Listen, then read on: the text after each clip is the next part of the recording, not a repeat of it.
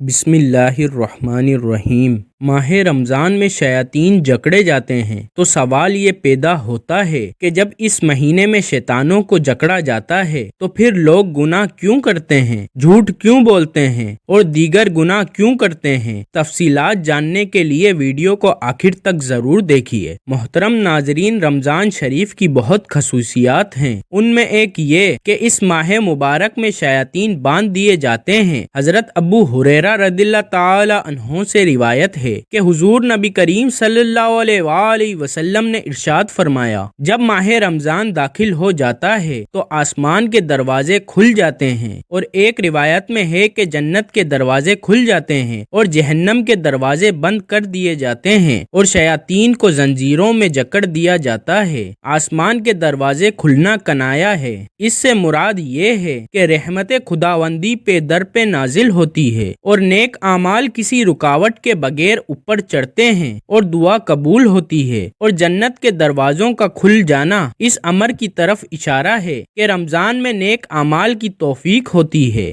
جو حصول جنت کا باعث ہے۔ علامہ زرکشی رحمت اللہ علیہ فرماتے ہیں کہ رحمت کے دروازوں کا کھل جانا اپنے حقیقی معنی پر اس شخص کے حق میں محمول ہے جو رمضان میں وفات پائے اور اس کے اعمال فاسد نہ ہوں۔ محدث مولا علی قادری رحمت اللہ علیہ فرماتے ہیں کہ جنت کے دروازوں کے کھلے جانے کا فائدہ یہ ہے کہ ملائکہ روزے داروں کے عمل کو اچھا جان کر ان کے لیے جنت کو تیار کرتے ہیں، اور یہ خدا کی طرف سے روزے داروں کی بڑی عزت افزائی ہے۔ اور دوزخ کے دروازوں کے بند کیے جانے سے مراد یہ ہے کہ روزے دار کو ایسے اعمال کی توفیق دی جائے کہ جو جہنم میں داخل ہونے کا باعث ہیں، کیونکہ وہ کبائر سے بچتا ہے اور روزے کی برکت سے اس کے صغیرہ گناہ بخش دیے جاتے ہیں۔ شیطانوں کا جکڑ دیا جانا اس امر سے کنایا ہے کہ شیطان لوگوں کو بہکانے سے باز رہتے ہیں اور اہل ایمان ان کے وسوسے قبول نہیں کرتے۔ اس کی وجہ یہ ہے کہ روزے کی وجہ سے حیوانی قوت جو غضب اور شہوت کی جڑ ہے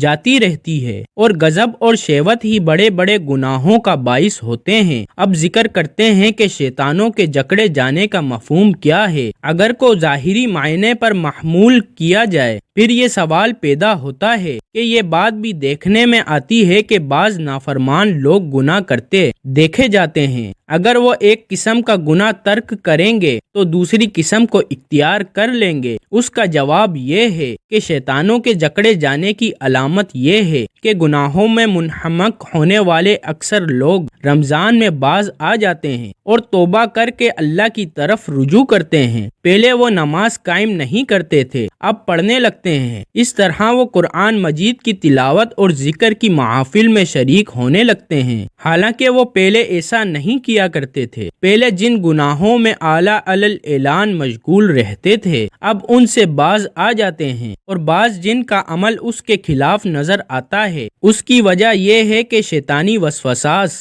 ان کے شریر نفسوس کی جڑوں میں سرایت کر چکے ہوتے ہیں، اور یہ بھی ممکن ہے کہ جیسا کہ دوسری حدیث کے الفاظ سے واضح ہے، سلسلت مرد شیطانیت، شیطانوں کے سردار کو جکڑ دیا جاتا ہے۔ ضروری نہیں کہ سب شیطان کو جکڑ دیا جائے، اس کا مطلب یہ ہوگا کہ شیطانوں کے سردار ابلیس کو جکڑ دیا جاتا ہے، لیکن اس کے چھوٹے چیلے چاٹے نہیں جکڑے جاتے بلکہ وہ اپنے کام میں مصروف رہتے ہیں۔ دوسری بات یہ ہے کہ شیطانوں کا وقوع شیطانوں پر ہی منسوخ نہیں، کیونکہ آدمی کا نفس اس کا سب سے بڑا دشمن ہے۔ اگر کوئی یہ کہے کہ زمانے میں شر تو موجود ہے اور گناہ بھی مسلسل ہو رہے ہیں تو پھر اس کے جکڑنے کا کیا فائدہ؟ اس کا جواب یہ ہے کہ اس سے اس کی سرکشی اور طغیانی کی شوکت ٹوٹتی ہے اور اس کے ہتھیار کند ہو جاتے ہیں، اور اس کی بھڑکائی ہوئی آگ کچھ مدت کے لیے ٹھنڈی پڑ جاتی ہے، اور اگر ایسا نہ ہوتا تو خدا بھی جانتا ہے کہ وہ کیا گل کھلاتا، کیونکہ وہ اپنے لاؤ لشکر اور چیلے چانٹوں کی تعداد پر